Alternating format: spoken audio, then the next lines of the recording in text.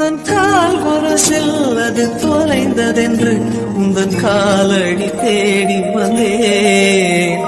காதல் என்றால் பெரும் அவஸ்தை என்று உன்னை கண்டதும் கண்டு கொண்டேன். ஹாய் காய்ஸ், இன்னைக்கு ஆலு மர்மல் கிச்சன்ல ஈரல் கிரேவி பண்ண போறோம். மிளகு கிரேவி. சரிங்களா, வாங்க பார்க்கலாம். இப்ப பாருங்க, நான் வந்து குக்கர்ல வந்து ஆயில் ஆல்ரெடி ஊத்தி வச்சிருக்கேங்க. நான் வந்து கொஞ்சம் வெங்காயம் போட போறேன்.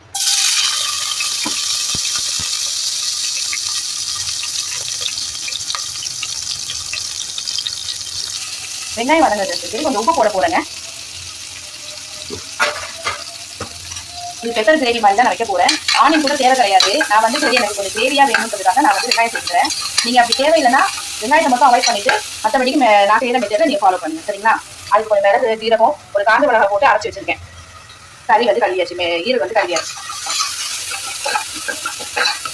நல்லா வதங்கணும், கொஞ்சம் கோல்டன் ப்ரௌன் கலர்ல வரணும். இங்க பாருங்க, கொஞ்சம் வெங்காயம் வதங்கிடுச்சுங்க. இந்த ஸ்டேஜ்ல கொஞ்சமா நான் மிளகாத்தூள் சேர்த்துக்கிறேன். ஆல்ரெடி பெப்பர் நம்ம போடுறதுனால கொஞ்சம் மிளகாத்தூள் கம்மியாவே போட்டுக்கோங்க. காரம் கொஞ்சம் நார்மலா இருக்கு. இது கொஞ்சம் இதாகும் வதங்கட்டும். ஆல்ரெடி நம்ம விசில் வைக்க ஈரல் போட்டு நம்ம விசில் தான் வைப்போம். அதனால பரவாயில்ல, வெங்காயம் வந்து நார்மலா கொஞ்சம் வதங்கியிருந்தாலே போதும். இந்த ஸ்டேஜ்ல வந்து நான் ஈரலை வந்து நான் போட்டுக்கிறேன்.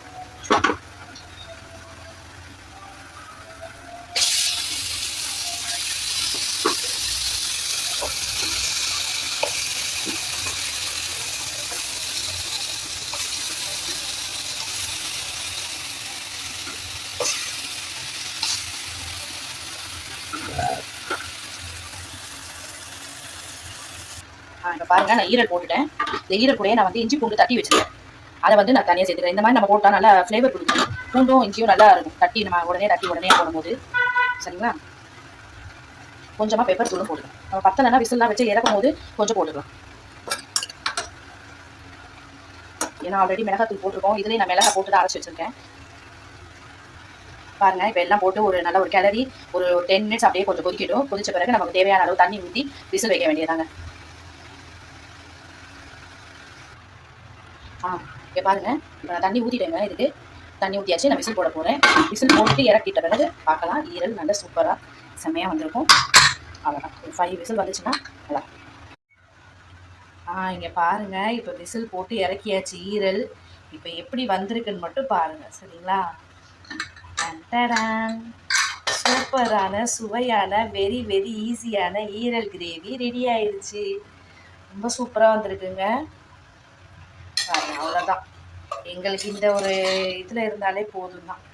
கிரேவி வேணும்னா நீங்கள் நல்லா ட்ரை பண்ணி நல்லா ரோஸ்ட் மாதிரி சாப்பிட்டா கூட நல்லாயிருக்கும். எங்களுக்கு கொஞ்சம் கிரேவி தேவைப்படுது.